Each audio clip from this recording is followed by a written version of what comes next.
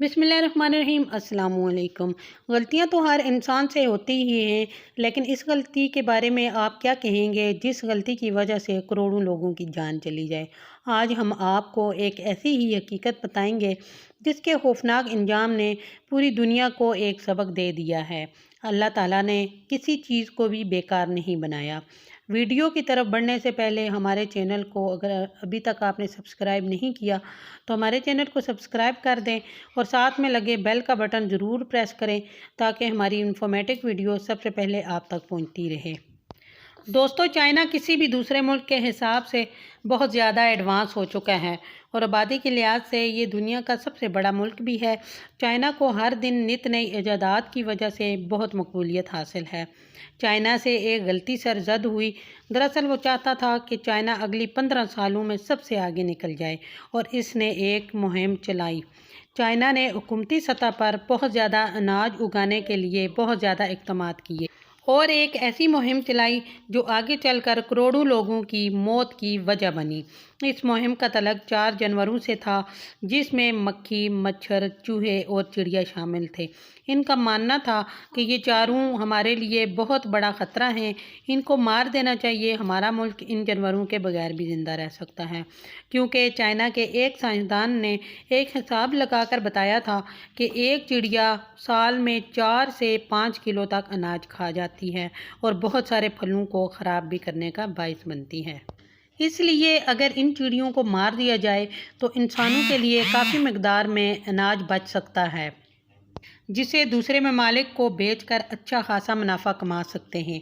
इसलिए चाइना के वज़ीर-ए-आज़म ने इन परिंदों को मारने की मुहिम चला दी और सारी मासूम चिड़ियों को मार दिया गया। पहले ही दिन 2 लाख चिड़ियों को मार दिया गया और उन्होंने अमेरिका से आगे निकलने के जुनून में इतना अंधा हो चुके थे कि मासूम चिड़ियों का मुकम्मल खात्मा कर दिया गया। चाइनियों ने इस मुहिम के दौरान और भी बहुत सारे परिंदे मार दिए गए और चाइना से बहुत सारे परिंदों का खात्मा हो गया।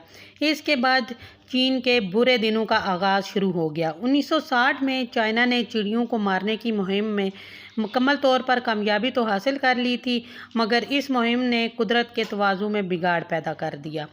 देखा जाए, चिड़ियाँ या दूसरे कोई भी परिंदे सिर्फ अनाज ही नहीं खाते बल्कि कीड़े मकोड़ों को भी अपना शिकार बनाते हैं।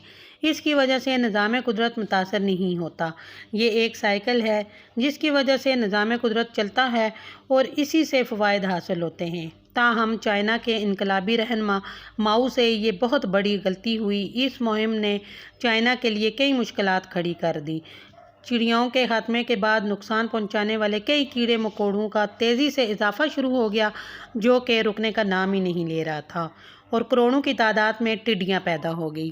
इस मुहिम से पहले चीन ने टिड्डियों के इतने बड़े तादाद में कभी हमले नहीं देखे थे जिन्हें चिड़ियों ने रोका हुआ था और इनके खात्मे के बाद टिड्डियों को कंट्रोल करना नामुमकिन हो चुका था।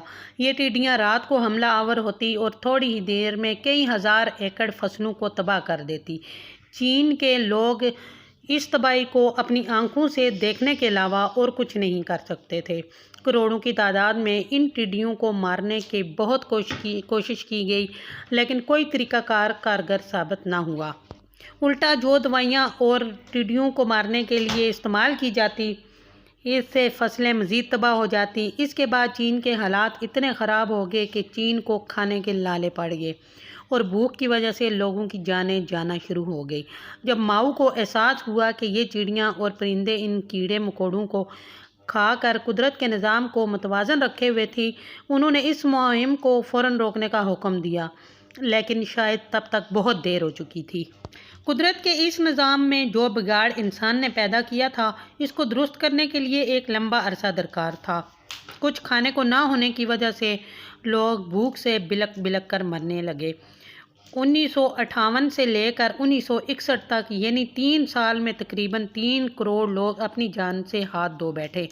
लेकिन लोगों का कहना यह है कि हुकूमत ने मरने वालों की तादाद बहुत कम बताई है।